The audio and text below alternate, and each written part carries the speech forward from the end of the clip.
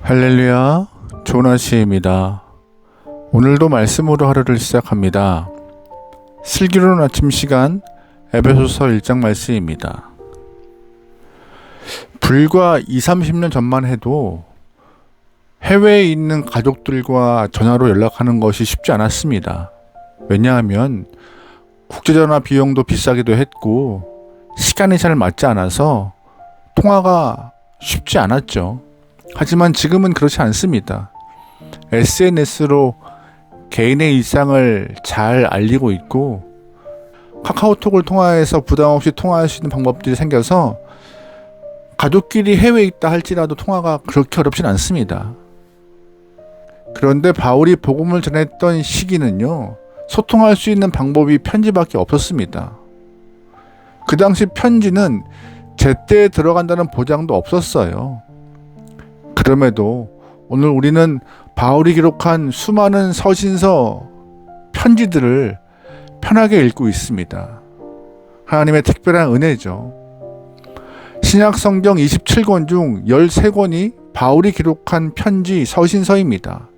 그 가운데 에베소서는 바울이 개척한 에베소 교회에 보내는 편지였어요.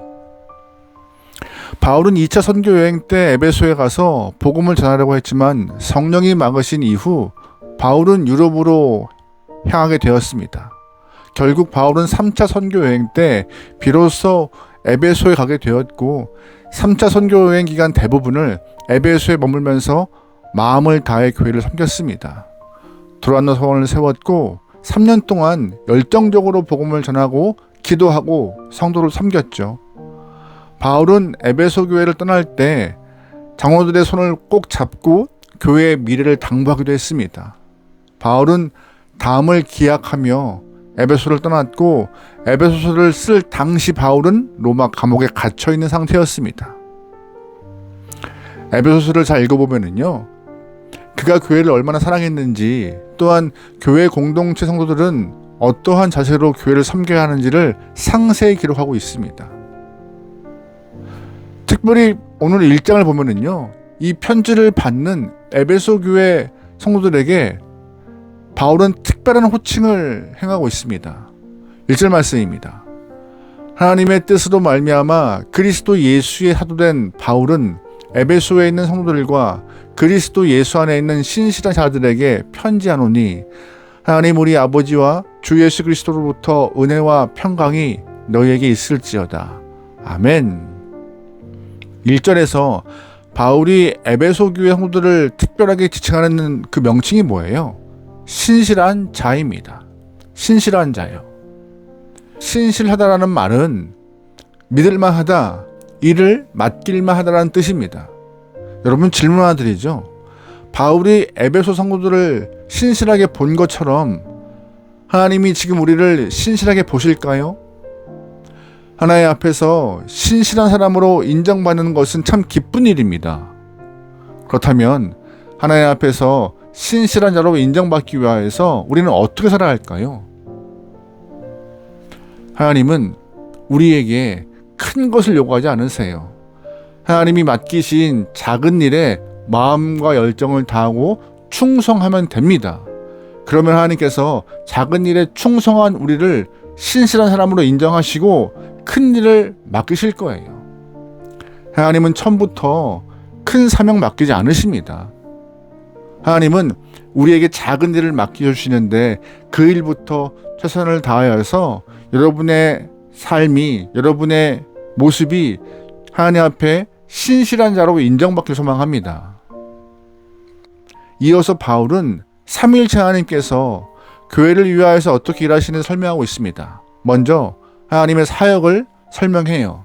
4절 말씀입니다.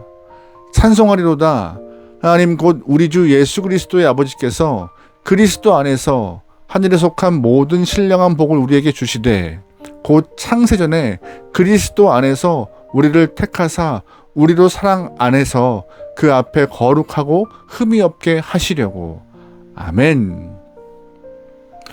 바울이 언급하고 있는 하나님이 하신 사역은요, 바로 예정입니다.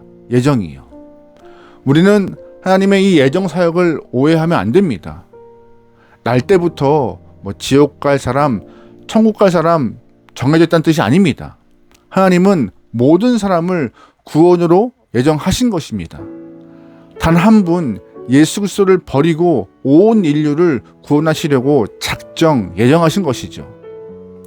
그렇다고 하나님께서 인간을 창조하신 이후 그 인간들을 에덴에 두셨을 때 그들을 에덴에서 쫓겨내기로 예정하신 것이라 생각하시면 안 됩니다.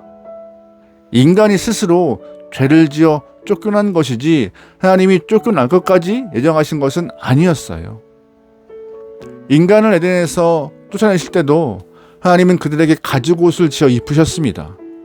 지금은 비록 짐승의 가죽으로 수치를 가리지만 시간 지나면 독생자 예수 그리스도를 이 땅에 보내어서 그 아들의 피로 너희의 부끄러움을 가리겠다. 이것이 바로 하나님의 예정이고 위대한 계획이셨어요. 우리는 구원을 이루기 위한 하나님의 예정을 전해야 하는 복음의 사명자들입니다. 하나님이 이 땅 모든 백성을 구원하기로 작정하셨는데 우리는 그 구원을 위하여서 사명을 잘 감당하고 있는지 스스로를 좀 점검해야 합니다. 바울이 1차, 2차, 3차 선교 여행을 통하여서 열심히 복음을 전한 것과 같이 우리도 때를 얻든지 못 얻든지 믿지 않는 자들을 위하여서 열심히 복음을 전할 수 있는 하나님의 사명자에게 소망합니다. 믿지 않는 가족들, 복음을 영접하지 않는 사람들, 복음을 전해도 마음이 강팍해서 받지 않은 사람들에게 열정적으로 끊임없이 계속적으로 진리의 복음을 전할 수 있는 믿음의 영혼들에게 소망합니다. 하나님은 구원을 위하여서 예정사역을 하셨습니다. 그리고 하나님의 예정사역을 몸소 이루신 분은 바로 하나님의 아들 예수 그리스도였어요. 7절입니다. 우리는 그리스도 안에서 그의 은혜의 풍성함을 따라 그의 피로 말미암아 속량 곧 죄사함을 받았느니라. 아멘. 아버지 하나님께서 인류를 구원하시기로 예정하셨는데 아들 예수님이 순종하지 않으면 그 예정은 이루어지지 않습니다. 아버지가 계획한 그 예정이 헛된 예정이 되는 것이죠.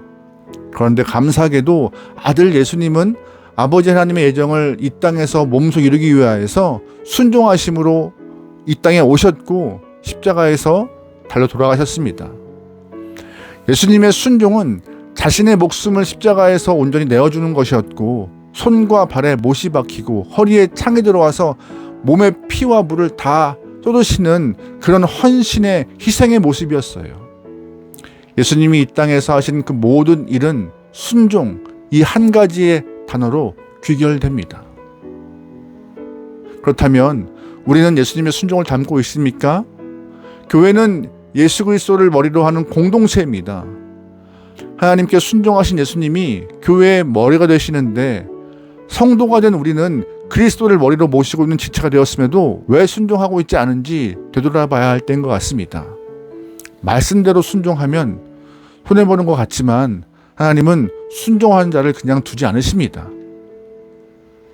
순종하지 않기 위하여서 다리를 박차고 나가는 완악함을 회개하고 예수님의 순종을 닮아갈 수 있는 귀한 우리의 삶 되기 소망합니다. 아멘. 아버지 하나님, 아들 예수 그리스도의 사역을 이어서 성령이 하신 일을 바울은 소개합니다. 7절 말씀입니다. 그 안에서 너희도 진리의 말씀 곧 너희의 구원의 복음을 듣고 그 안에서 또한 믿어 약속의 성령으로 인치심을 받았으니 이는 우리 기업의 보증이 되사 그 얻으신 것을 속량하시고 그의 영광을 찬송하게 하려 하심이라.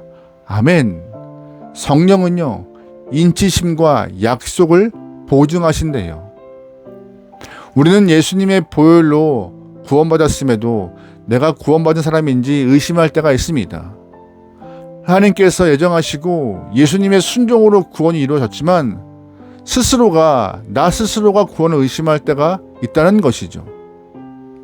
이런 의심은 바울 당시 교회도 있었습니다.